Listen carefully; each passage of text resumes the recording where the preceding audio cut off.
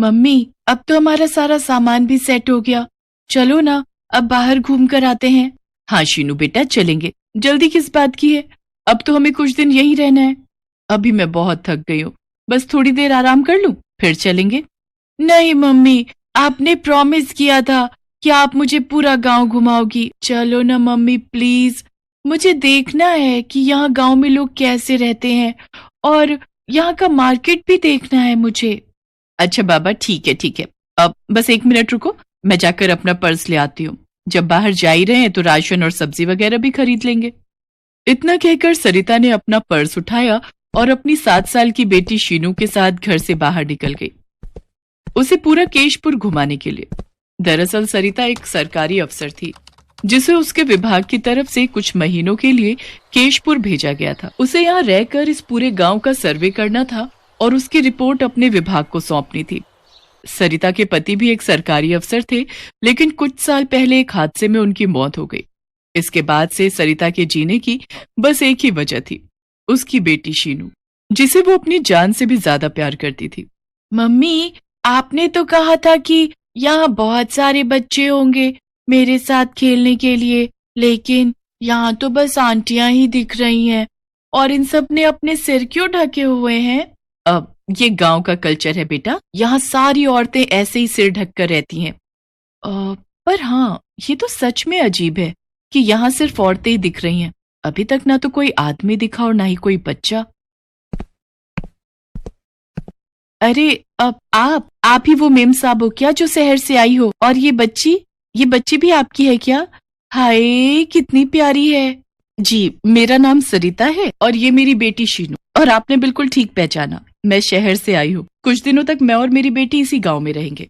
अच्छा, मैं लक्ष्मी, वो वहां पर है मेरी झोपड़ी। अम्मा जी, मुझे राशन का सामान और कुछ सब्जियां खरीदनी थी। यहाँ बाजार किस तरफ पड़ेगा?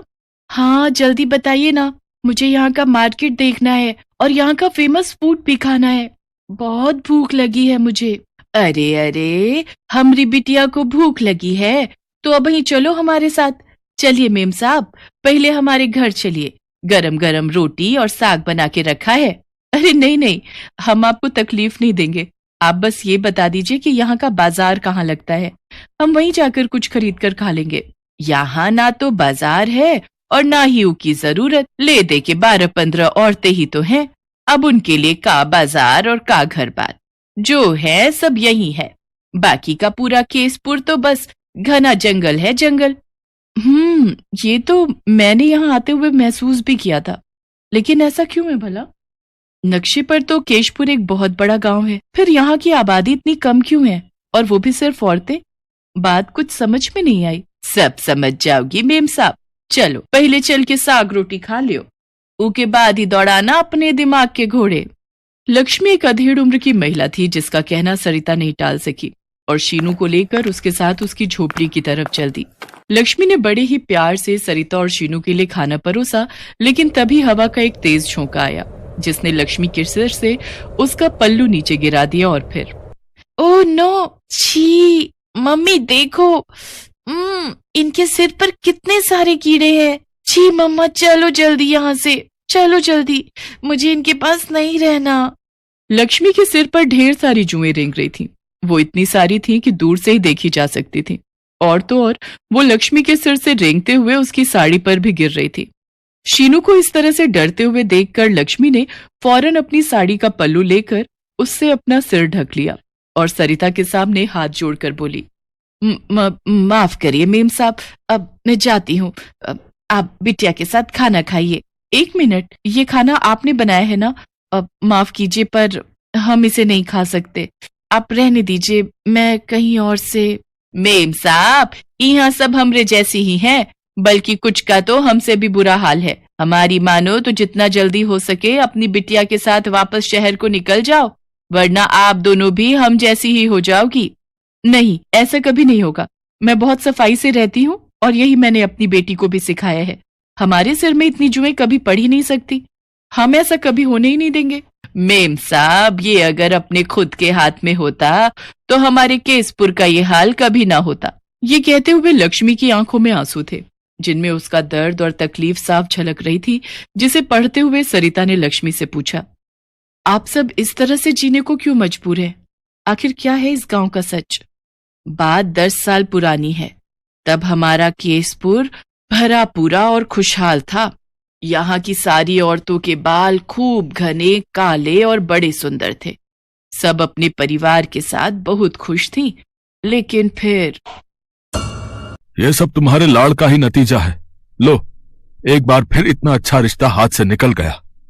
शादी की उम्र तो कब की पार हो गई। अब क्या इसके बुढ़ापे का इंतजार है?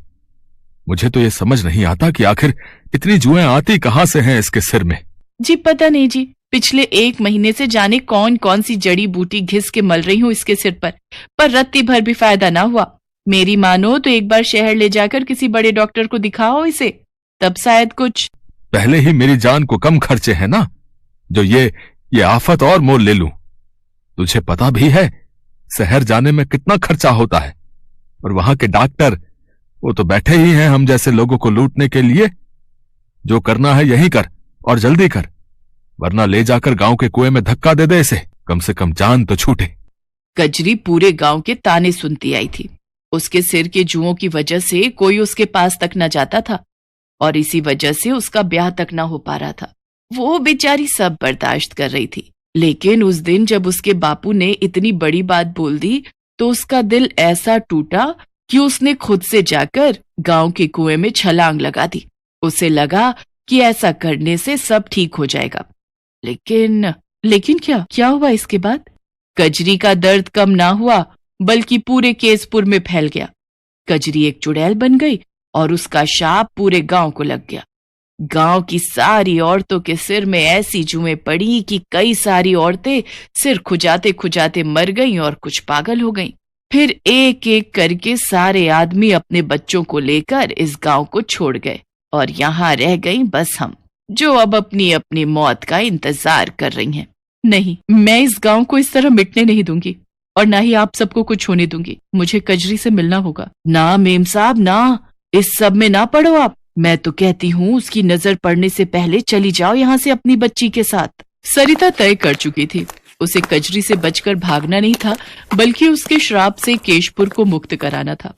उसने कजरी से लड़ने की एक योजना बनाई, जिसके तहत उसने सबसे पहले गांव की सभी औरतों के बाल उतरवा दिए, जिससे सभी औरतों को बड़ी राहत महसूस हुई, क्योंकि बालों के साथ साथ जुओं से होने वाली तकलीफ से भी उन्हें छुटकारा मिल गया था। कौन है यहाँ? सामने आओ। सरिता के ऐसा कहते ही कजरी उसके सामने आ गई, जो सच में एक भयानक चुड़ैल थी। एक तो उसका डरावना चेहरा, ऊपर से अनगिनत काली और मोटी जुओं से भरा उसका सिर, किसी के भी पसीने छुड़ाने के लिए काफी था। तो तू है वो जिसकी पूरे गांव में चर्चा है? मानना पड़ेगा, दिमाग तो अच्छा लगाया तूने। लेकिन तुझे क्या लगा कजरी इतनी आसानी से हार मान लेगी? हैं? बोलना। नहीं कजरी, मेरा मकसद तुम्हें हराना नहीं, बल्कि तुम्हें ये समझाना है कि तुम्हारे साथ जो हुआ उसका बदला तुम पूरे गांव से नहीं ले सकती। ये गलत है। क्या सही और क्या गलत, ये मुझे मत बता। बस इतना बता कि इस गांव को छोड़कर जाएगी या जिंदगी भर यहीं बैठकर अपना सिर खुजाएगी? बोलना। मैं तब तक इस गांव को छोड़कर नहीं जाऊंगी जब तक यहाँ से ये समस्या नहीं जाती। देखो कजरी, ये सही है कि तुम्हारा इलाज होना चाहिए था, लेकिन आत्महत्या कर लेना भी तुम्हारी मुश्किल का हल नहीं था। और अब तुम जो कर रही हो वो तो सरासर गलत है। एक बार सोच कर देखो, तुमने इस गांव के कितने सारे खुशहाल परिवारों को उजाड़ दिया, और ये सब करके क्या तुम्हें शांति मिल गई? बताओ। सरिता के इस सवाल का जवाब कजरी के पास नहीं था, लेकिन उसकी आंखों से बहते आंसुओं में उसका पछतावा साफ झलक रहा था। कजरी, मैं जानती हूँ कि ये सब करके तुम भी खुश नहीं हो। मुझे बताओ, मैं तुम्हारी मदद करूंगी जिससे तुम्हें सच में शांति मिल सके। ये सच था कि कजरी भी अब थक चुकी थी, उसे भी अब मुक्ति चाहिए थी, और जब सरिता ने उसकी तरफ मदद का हाथ बढ़ाया तो उसने भी देर नहीं की। ये मेरी कंघी है, इसे जलाते ही मुझे इस रूप से मुक्ति मिल जाएगी और इस गांव को मुझसे। पर एक मदद और चाहिए तुमसे। कोशिश करना कि यहाँ फिर कभी किसी लड़की को कजरी जैसी मौत न मिले। कजरी की कंघी को जलाते ही कजरी को मुक्ति मिल गई और इसके बाद फिर कभी केशपुर की किसी औरत के सिर में जुएं नहीं पड़ी।